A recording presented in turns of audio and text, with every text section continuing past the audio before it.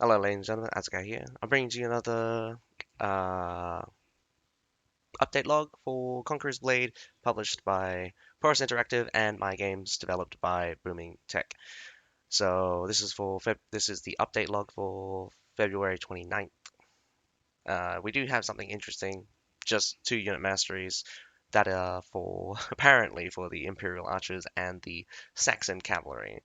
I have been informed that the Saxon Cavalry refers to the human cavalry. Apparently, the translation team is um, not consistent with translations from before, so we're getting a bit scuffed here. Anyway, first of all, we have the main maintenance time. Sorry, the usual maintenance time, 8,000 bronze, 300 honor, 15 unit medals.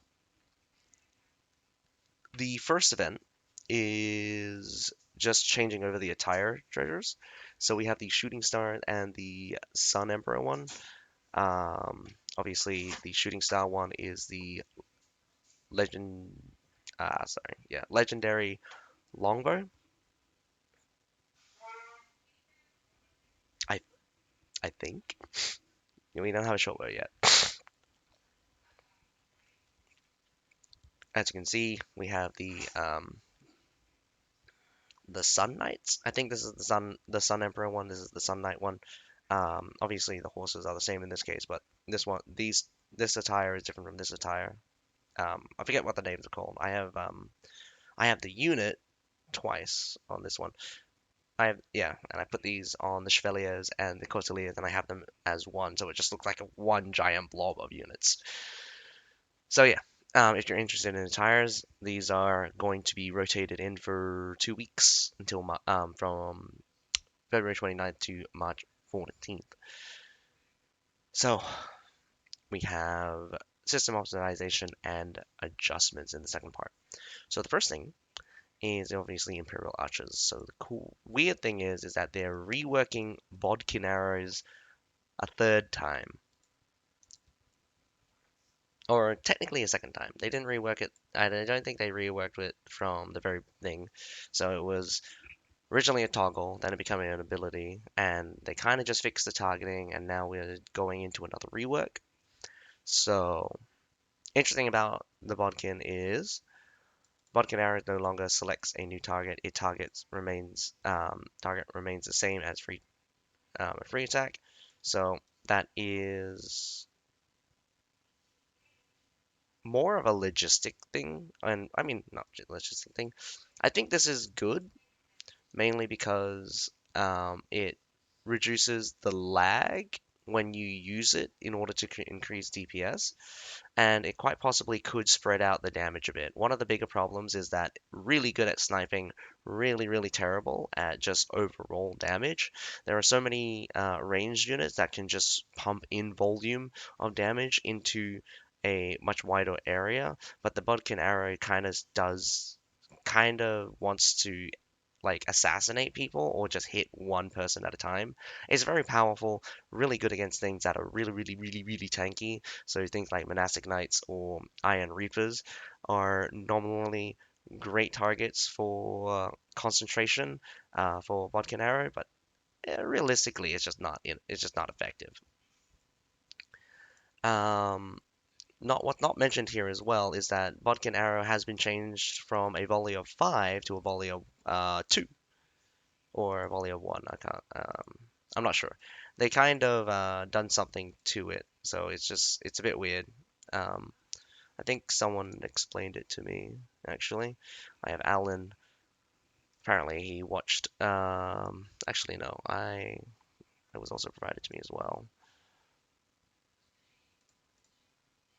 Just give me a second. Oopsie daisy.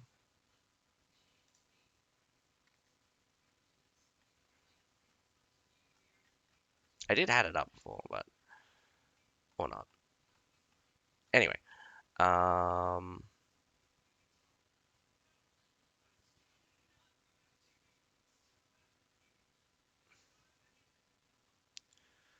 Mastery introduction. Units can precisely attack enemies' targets with vodka arrows, causing damage to the chosen target. So, okay. So this is the thing. Um,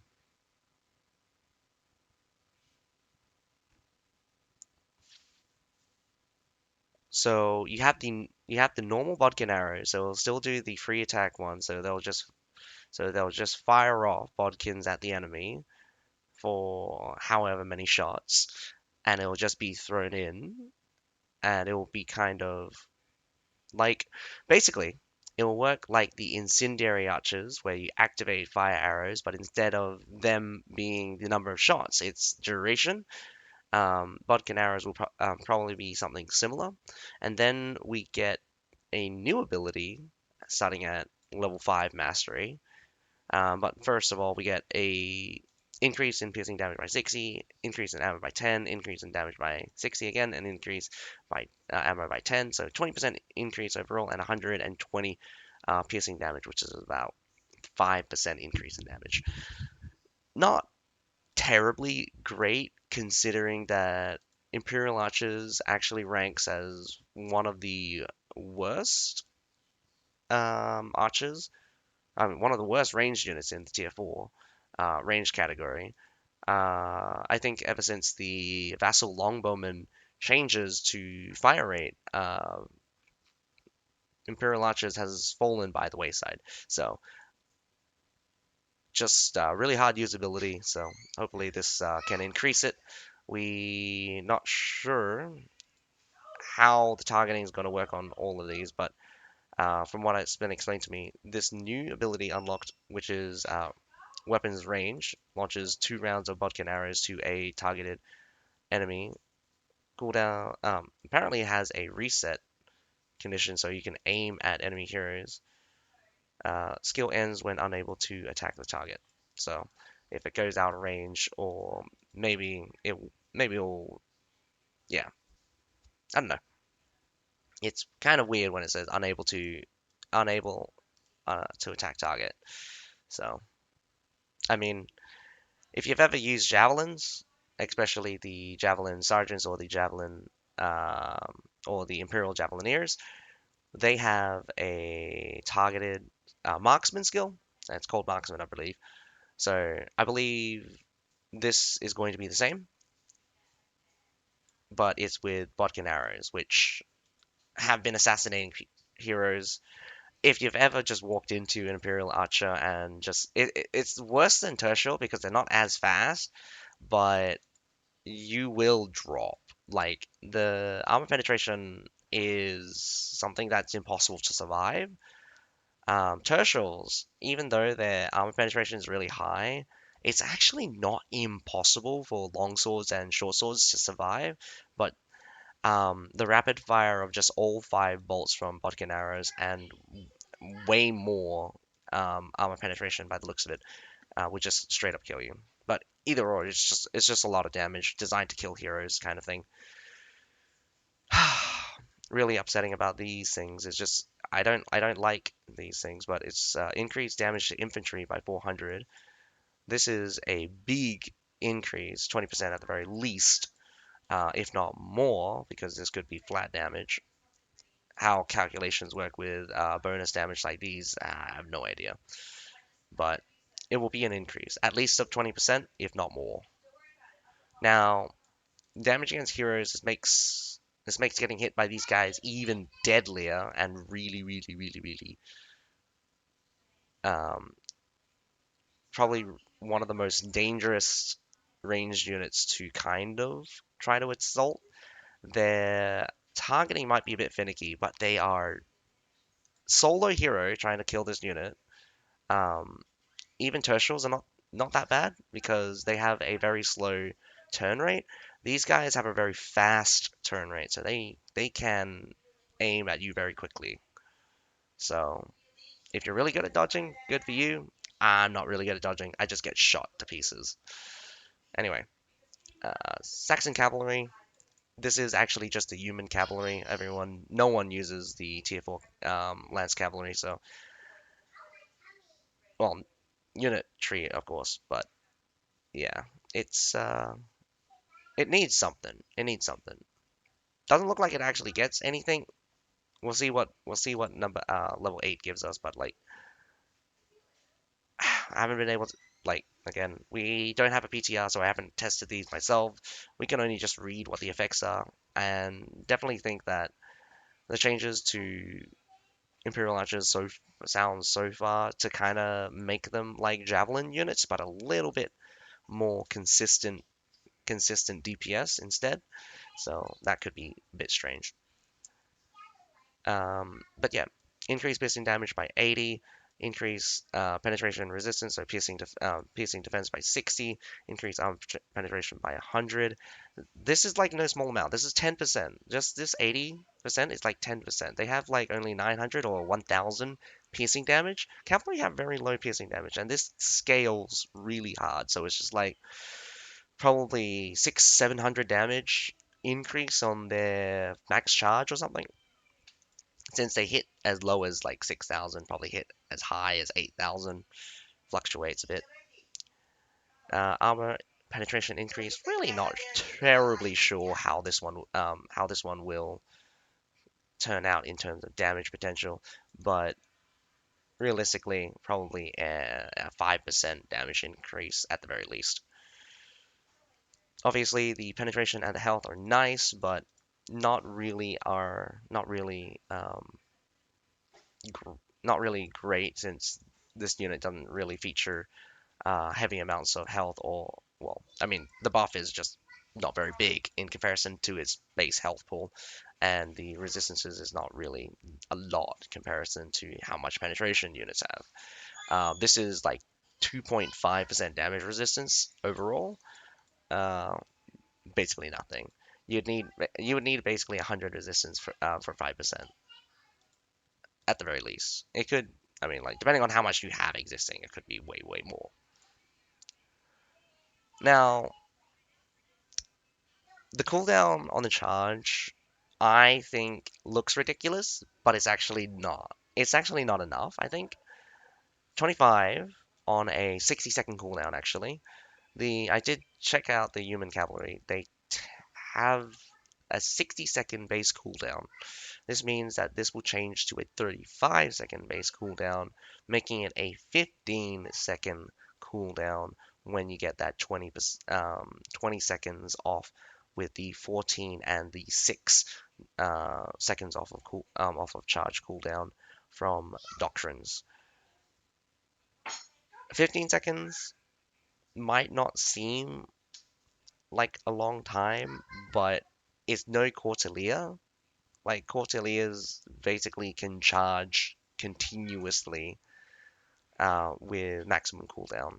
So humans are going to have to contend with Cordelia's in terms of efficiency. Um, we're gonna have to see if their higher damage does pay off, but I don't think it's going to work. So obviously we increase the charge damage as well by 300. We reduce damage from ranged weapons by 200 points. Now this is really funny. Really funny because if you notice, both of the musket units has increased damage against cavalry, and particularly the Rattan marksman also has damage increase against cavalry. So I kind of find it really ironic that we're increasing the damage against cavalry, and now we're having cavalry that are more resistance to range. So it is a kind of arms race, but it's just so stupid because you can't balance a game like this. You're literally adding in flat damage bonuses and damage reductions in order to, I don't know, just equalize everything. But it's just like if you add it on both, if you add damage increase on one side and damage decrease on the other side, you just kind of end up with a net neutral. So you're just going back to what you were before, or it could be in a worse state because it's an additional layer of balancing. It's like adding a knob that does the exact same thing as two other knobs. This last mastery makes me feel like they have no idea what they wanted to do with the humans. So Mastery 8 is an additional 30% damage increase after charge in 3 seconds. I think that's supposed to say after charging for 3 seconds, lasts for 5 seconds. So you have to charge at least for 3 seconds, I believe. again, literal translation here says in 3 seconds. So maybe if you do short charges, maybe it refers to short charges, so you can't charge for longer than 3 seconds. No idea. Anyway, 30% damage increase. You never use Lance Cavalry for their basic attack, even though it's actually kind of strong. It's actually not that good. Any unit that has a skill ability will just wipe the crap out of you. And I mean, unless it's against ranged units, this part will be relatively useless. I mean, it's no Winged Asar. I mean, after charging, for some reason, Winged Asars decide to just swipe me for like 6,000 damage for no apparent reason.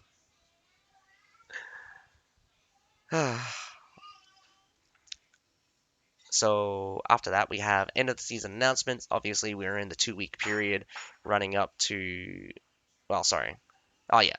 I think we're in the 2 week period running up to the new season. So probably March 14th will either be um, the week leading up to it or the week where it launches.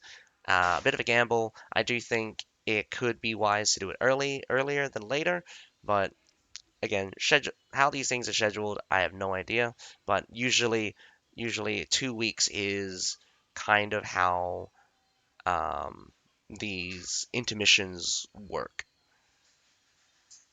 Oh, actually, it's saying that the official territory wars happens on March 2nd. So yeah. So this is the last week for territorial war and rank battle. Hmm.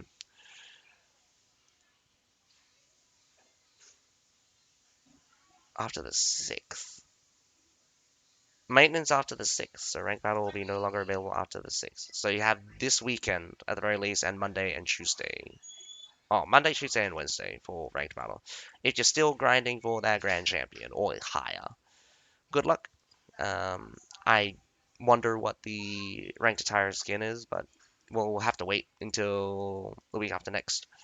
Sorry, the week next week for to know what the ranked attire is because rank's still going. So after the maintenance of the 7th, the season settlement will be completed. Warlords, please log into the game for clearing rewards, blah blah blah, those kinds of things. Obviously, they opened up the server transfers. So oh no, this is an announcement. Sorry, that was my bad. So it's not opening tomorrow. It's going to start. It's going to open up next week on March 7th. The transfer system will commence.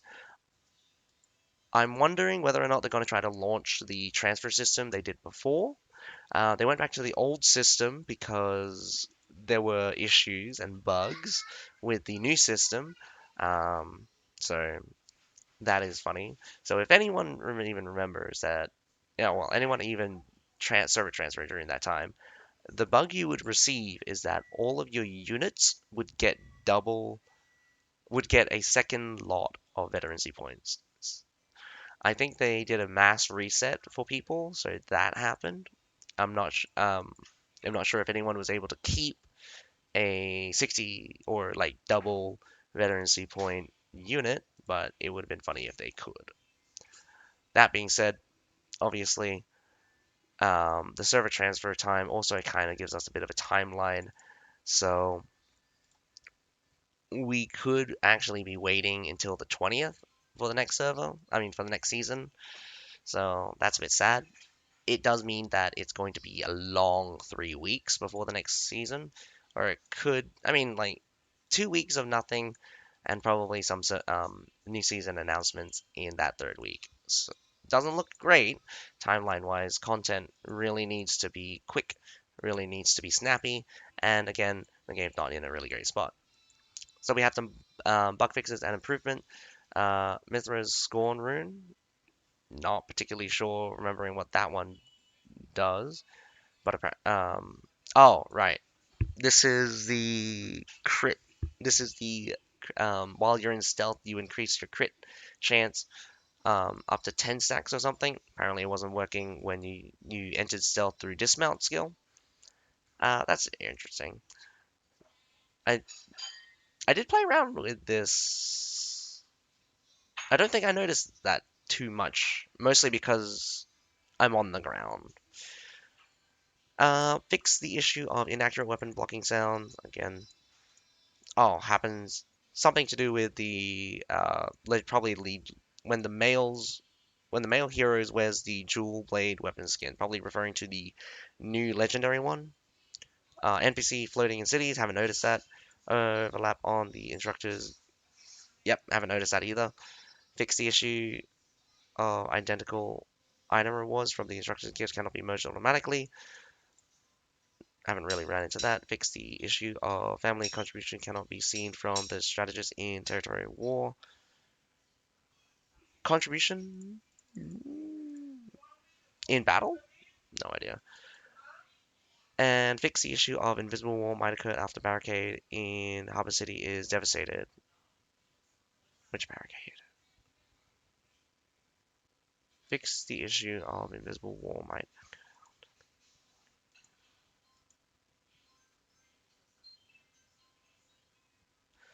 Oh, this would be interesting.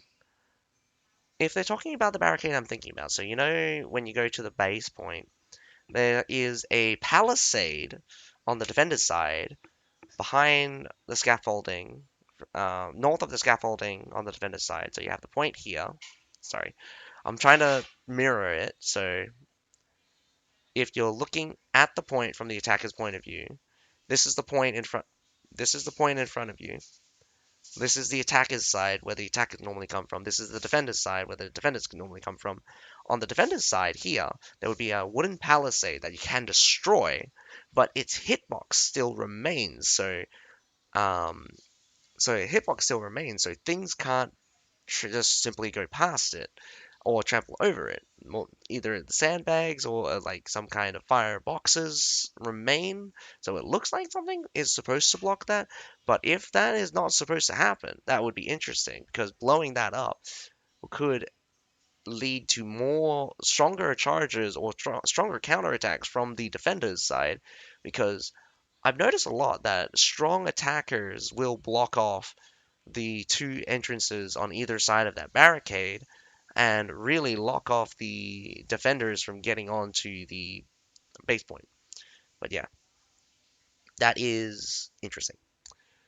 Though I do think they could do more and more balancing for maps and more interesting changes in the long run. I do think that infantry on the ground is too weak still. It really cannot gain an advantage against cavalry unless you're specialized against cavalry. Otherwise, your hero will just CC bot the enemy unit, and then your unit will just deal enough damage to kill the unit. There's also that.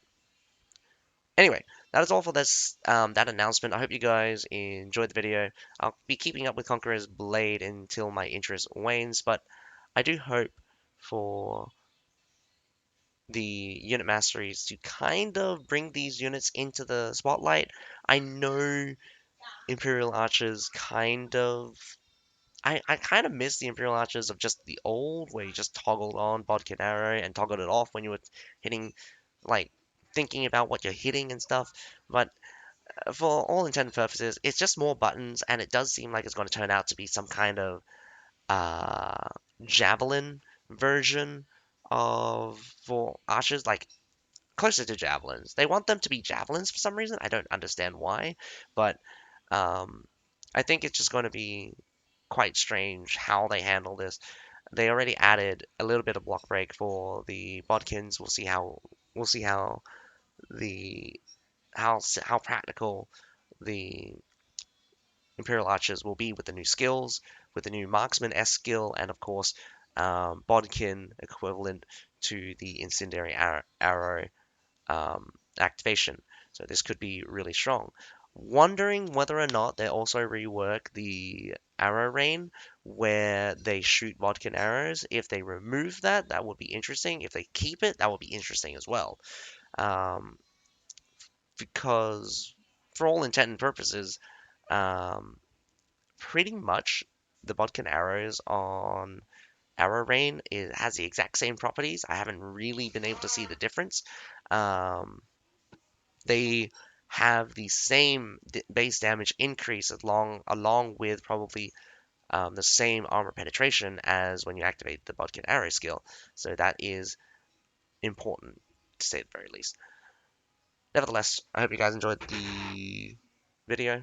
Other than that, my name's Azukai. Have a nice day. Bye for now.